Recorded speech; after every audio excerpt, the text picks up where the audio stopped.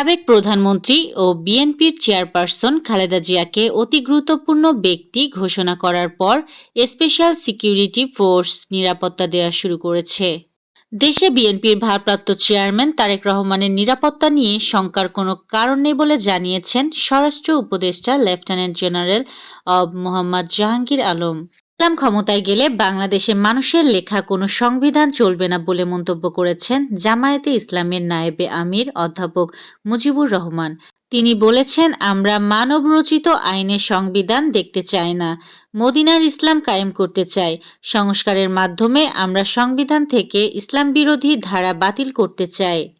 বৈষম্য বিরোধী ছাত্র জনতার গণ অভ্যুত্থানকালকে দেশের বিভিন্ন স্থানে সংঘটিত ঘটনায় রুজুকৃত মামলার মধ্যে এখনো পর্যন্ত ১০৬টি মামলার চার্জশিট দেওয়া হয়েছে।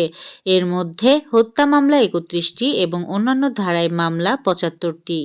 বিএনপি চেয়ারপারসন বেগম খালেদা জিয়ার সুস্থতা কামনায় সদকায়ে জারিয়া হিসাবে পৃথক স্থানে এতিমদের মধ্যে ছাগল দান করেছে বিএনপি। দলটির পক্ষ থেকে বলা হয়েছে, মঙ্গলবার অনিন্দু ইসলাম অমিতের নির্বাচনী এলাকা যশোর সদরের লেবুতলা, চাচড়া, আরবপুর, দেওয়ারা ও উপশহর ইউনিয়নের বিভিন্ন মাদ্রাসায় ছাগলদান করা হয়। খুলনায় মহানগর ও দায়রা জজ আদালতের প্রধান ফটকের সামনে গুলি ও কুপিয়ে ফজলে রাব্বি রাজন ও হাসিব হাওলাদার হত্যাকাণ্ডে জড়িত থাকার সন্দেহে মোহাম্মদ রিপন নামে একজনকে আটক করেছে পুলিশ।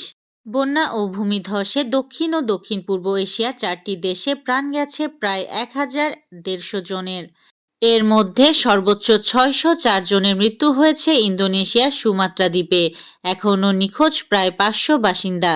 বন্যা কবলিত থাইল্যান্ডে প্রাণহানির সংখ্যা অন্তত ১৭৯ জন।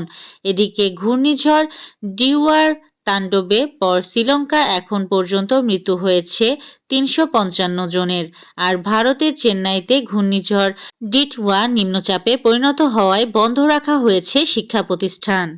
মার্কিন প্রেসিডেন্ট ডোনাল্ড ট্রাম্প ভেনেজুয়েলার সংকট ঘিরে হঠাৎ তার শীর্ষ জাতীয় নিরাপত্তা কর্মকর্তাদের নিয়ে ওভাল অফিসে গুরুত্বপূর্ণ বৈঠক করেছেন। এমন সময় এ বৈঠক অনুষ্ঠিত হল যখন তার প্রতিপক্ষ নিকোলা মাদুরো দাসত্বের শান্তি প্রত্যাখ্যান করে যুক্তরাষ্ট্রের হস্তক্ষেপের বিরুদ্ধে কঠোর অবস্থান জানান। ফলে ক্যারিবীয় অঞ্চলে যুক্তরাষ্ট্রের সম্ভাব্য সামরিক পদক্ষেপ নিয়ে উদ্বেগ আরও বেড়েছে। ৮৩ মিনিট পর্যন্ত ১-১ সমতা রাখার পর ১ গোল খেয়ে ম্যাচটাই হেরে গেলেন বাংলাদেশের মেয়েরা। ইনফিনিক্স ত্রিদেশীয় ফুটবল সিরিজে আজ নিজেদের শেষ ম্যাচে বাংলাদেশ নারী দল ২-১ গোলে হেরেছে আজারবাইজানের মেয়েদের কাছে।